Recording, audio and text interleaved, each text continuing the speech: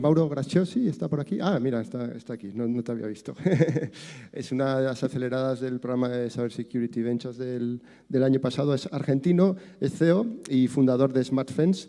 Está especializado en e-learning, educación, concienciación y seguridad de la información. O sea, SmartFence, que es la startup, se ofrece como una plataforma software as a service de formación y concienciación en seguridad de la información que genera hábitos seguros en los usuarios finales. Cuando quieras. Bueno, ya está hecha la presentación. Gracias, Ignacio. Bien. Cuando vean, bueno, aprovecho de ir comentando mientras aparece la presentación. Como decía, argentino, pero ya viviendo en el clima caribeño de León, gracias al INCIBE.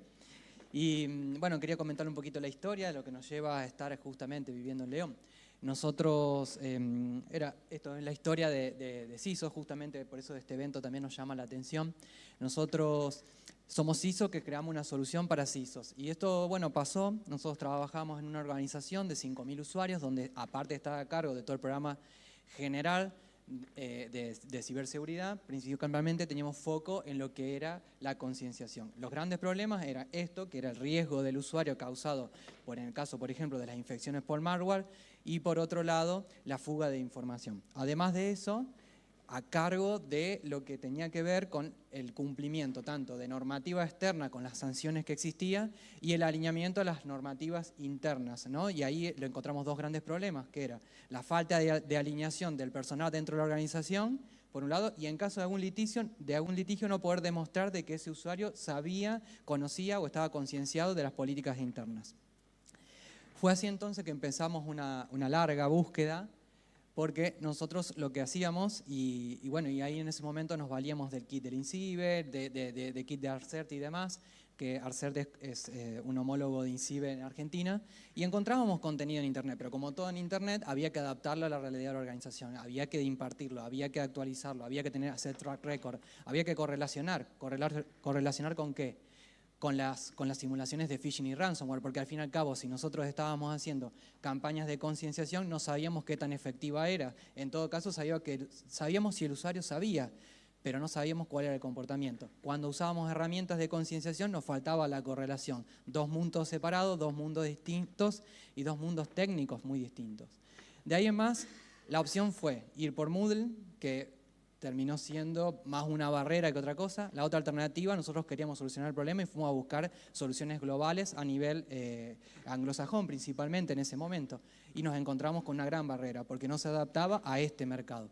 Fue por eso que creamos SmartFence en ese momento con mis socios y nos enfocamos en que se modifique el comportamiento, pero de un público, de un sector específico, que era Latinoamérica o Iberoamérica en realidad, ya pensándose en ese momento en eso.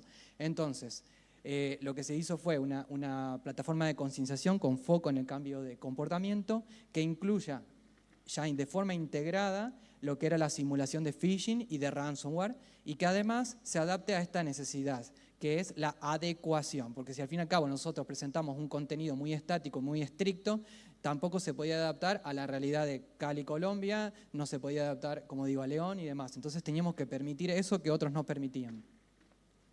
Entonces, con foco en este conjunto de herramientas que ya le venía mencionando, de evaluación y de refuerzo o de capacitación, formación y concienciación, la simulación de phishing de ransomware, la evaluación de conocimiento y comportamiento y la calendarización, porque muchas veces pasa de que uno hace mucho esfuerzo por generar un contenido y al fin y al cabo se termina el entusiasmo a mitad de año. Entonces lo importante era calendarizar porque esto aquí hay que repetirlo. Y nos enfocamos en esto que decía, ¿no? Moodle era lo complejo, entonces que sea simple. Había otras herramientas de simulación de phishing también, 12 pasos, tenía que ser simple. Segundo, flexible para que se pueda adecuar principalmente en contenido, pero también en software. Y por otro lado, nosotros no queremos el software con todos los features posibles de todos los competidores, sino lo que se necesite para el mercado objetivo. Así que se adapte a las necesidades del mercado particular. Fue así que nosotros estábamos tranquilos en Argentina en el 2017, pero aparece un tuit ahí de INCIBE que no lo podíamos dejar pasar, había un reto muy específico de concienciación en ciberseguridad, y fue así, como caradura, como argentino, nos presentamos. En ese momento apenas vimos el tuit, 3 clientes. Al comenzar el programa de aceleración ya teníamos 8. Y la verdad que bueno, fue un programa de aceleración de 5 meses, lo que nos llevó a salir en primer lugar, a tener la empresa establecida en España y en segundo lugar directamente a mudar la sede principal a que esté hoy el CEO, el CTO y demás dentro de León, España. Y desde aquí llegar a Iberoamérica.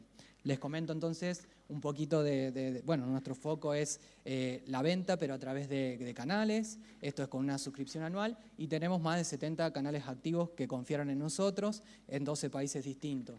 Ya, bueno, esos números un poquito quedan desactualizados entre un día y otro, pero ese es aproximadamente las 55.000 licencias que tenemos activas en este momento. Estamos muy contentos porque el crecimiento fue exponencial, como les comentaba con respecto a los números antes de empezar el programa de aceleración. Y bueno, ¿qué es lo que sigue? Un poco el futuro. Nosotros ya tenemos una parte de gamificación bastante simple, pero se está reformulando esto aquí en más. El botón de reporte de phishing, que es una evolución de los botones que ya existen, y la parte de gestión de normativas. Y bueno, un poquito le digo que la problemática sigue existiendo, el usuario sigue sin concienciarse, las sanciones siguen estando, o sea que el problema que vimos hace 5 años sigue existiendo, y es por eso que si quieren ahorrarse una buena pasta, teniendo en cuenta que la inversión es mucho menor que si quisieran hacer una conciliación en demanda y los incidentes se bajan muchísimo, bueno, los invito a incorporar entonces en la estrategia de ciberseguridad a la capa faltante, que es la capa del usuario, y que lo hagan con SmartFence. Bueno, muchas gracias.